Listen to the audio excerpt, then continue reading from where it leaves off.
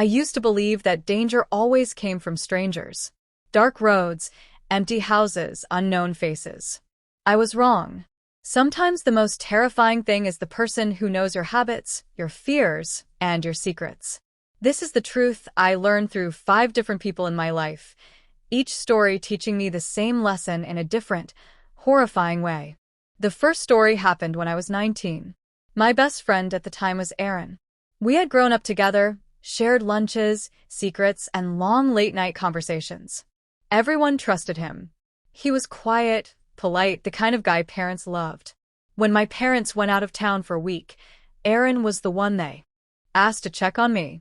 He insisted on staying over the first night just in case. That night, I noticed small things that felt wrong. Aaron kept locking doors behind him, even inside the house.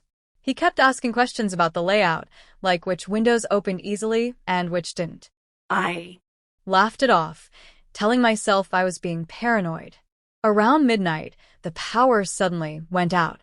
Aaron said it was probably just the storm, but there was no storm. No rain. No wind. Just silence. I went to check my phone, but there was no signal. Aaron suggested we sit in the living room and wait it out. He positioned himself between me and the hallway. When I tried to go to my room, he stopped me, smiling, saying it was safer together. That smile didn't reach his eyes. I felt trapped, but I didn't know why. An hour later, I heard footsteps outside the house. Slow. Careful. I panicked, but Aaron stayed calm, almost excited. Then I realized the footsteps matched his earlier pacing, the way he walked when nervous. Suddenly, someone tried the front door handle. Aaron whispered that it was probably nothing, but his grip tightened on my arm. That's when the truth hit me. There was no one outside. Aaron had cut the power earlier. He had locked us in. I screamed and managed to shove him away, running to the back door. He chased me, not shouting, not angry, just focused.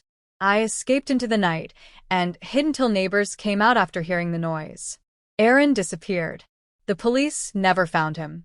Later, they discovered he had been reported before for stalking people he befriended. I still wake up sometimes, wondering how long he had been planning that night. The second story is about my friend Lena. She was charming, supportive, and always insisted she knew what was best for me. When I went through a rough breakup, she became my shadow. She controlled who I talked to, where I went, even what I posted online. She said it was to protect me. One evening, she invited me on a weekend trip to a remote lake house owned by her uncle. No internet. No nearby neighbors. I hesitated, but she insisted I needed peace. The first night, I noticed my phone charger was missing. Lena said it must have fallen somewhere. The next morning, my phone battery was dead, and there was no signal anyway. Lena's behavior changed. She started criticizing me constantly, telling me how weak I was without her. She laughed when I got upset. When I tried to leave, she said the car wasn't working. That night, I found my phone hidden in her bag, smashed beyond repair. When I confronted her, she didn't deny it. She told me she wanted me to depend on her completely. I waited until she fell asleep and ran. I walked for hours through the woods until I reached a road. Later, I learned Lena had done this before, isolating friends, controlling them until they were afraid to leave.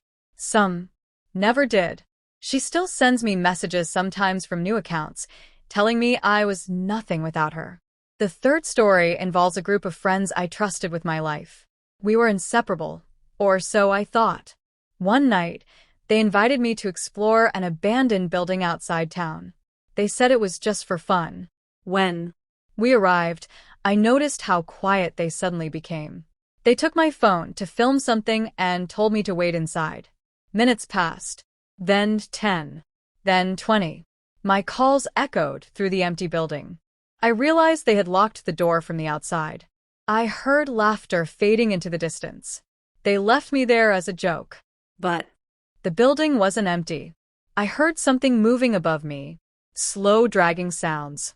Doors creaking. I hid in a corner until dawn, shaking, listening to every sound. When I got out, my friends acted shocked, pretending they thought I had left earlier. Later, I found a video online of them laughing, recording my fear from outside. They called it a prank. I still can't stand silence anymore. The fourth story is about a friend named Mark. He was always jealous, always competing. When I got a better job than him, his behavior changed. He started making comments about how easily things could be taken away. One night, he asked for help moving something heavy into his basement. Once inside, he locked the door behind me.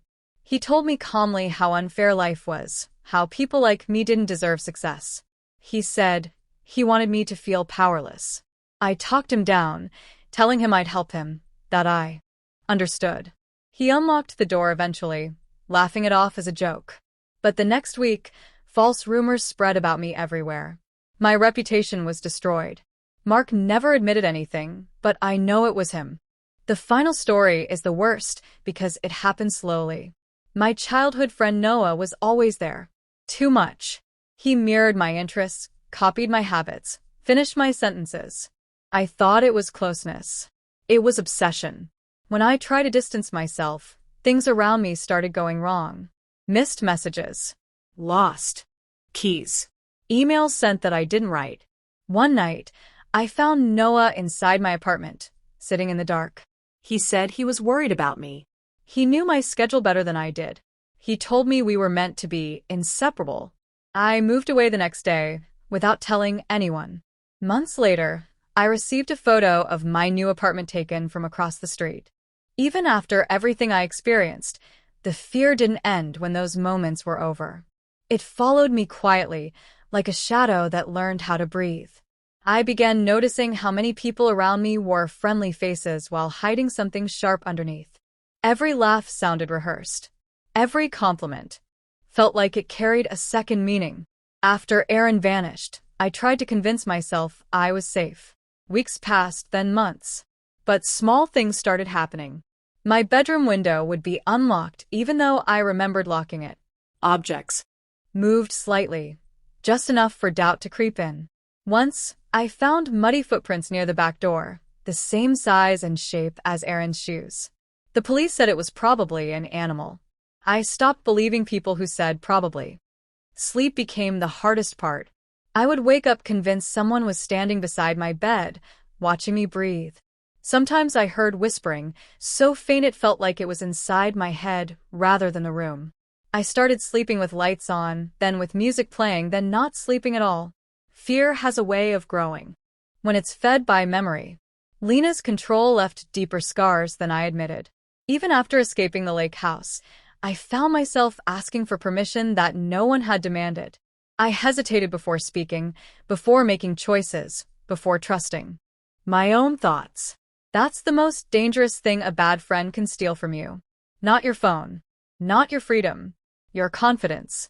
One night, months later, I received a voice message from an unknown number. It was Lena's voice, calm and soft, telling me she dreamed about me. She described the lake house in perfect detail, down to the sound of the floorboards at night. At the end, she whispered that some people never really escape. I deleted the message, but I couldn't delete the feeling that she was still watching from somewhere. The abandoned building incident changed how I saw groups of people. Laughter no longer sounded harmless. I noticed how easily cruelty could hide inside jokes. When I confronted one of the friends years later, alone, he admitted they never planned to come back for me. He said they wanted to see how scared I'd get. He smiled while saying it, as if fear was entertainment. That smile looked disturbingly familiar. Mark's betrayal unfolded slowly, like poison mixed into water. At first, it was small things. Missed opportunities. Awkward silences when I entered rooms. People avoiding eye contact. Then came the rumors. Stories about things I never did, things I'd never even imagined. I tried to defend myself, but denial only made me look guilty. Mark watched it all happen, offering sympathy, playing the role of supportive friend. That's when I understood how dangerous jealousy could become when it learned patience. Noah was the one who truly broke my sense of reality. After I moved, I tried to disappear completely. New job. New routines.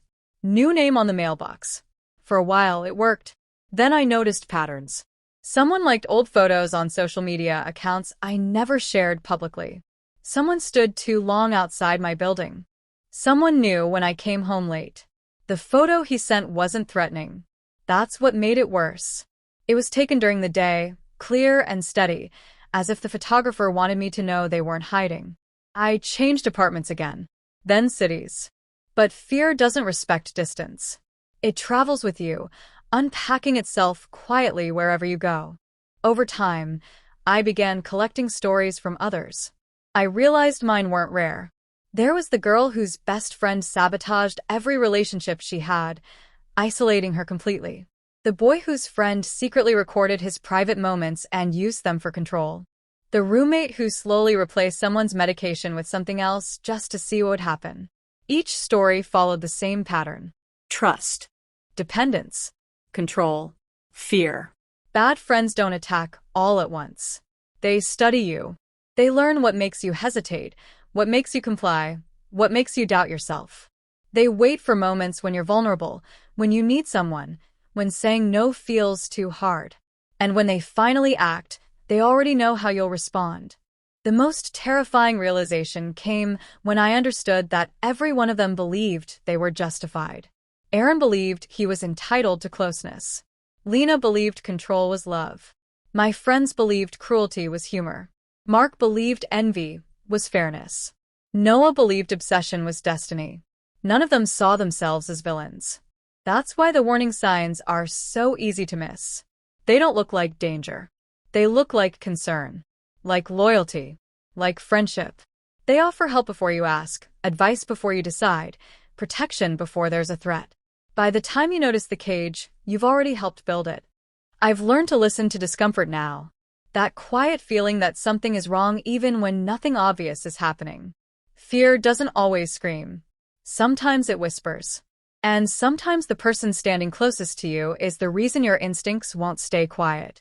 I still get messages from people I don't recognize. Sometimes they know too much. Sometimes they ask questions no stranger should ask. I don't reply anymore. Silence is safer than politeness. Distance is safer than explanation. If there's one thing these experiences taught me, it's this. Being alone is less frightening than being trapped with the wrong person. Trust should never cost you your peace, your freedom, or your sense of safety. And when a friend makes you feel afraid, without ever raising their voice, that's when you should leave. Because the scariest horror stories aren't about ghosts or monsters. They're about the people who stand beside you, smiling, waiting for the moment you stop paying attention.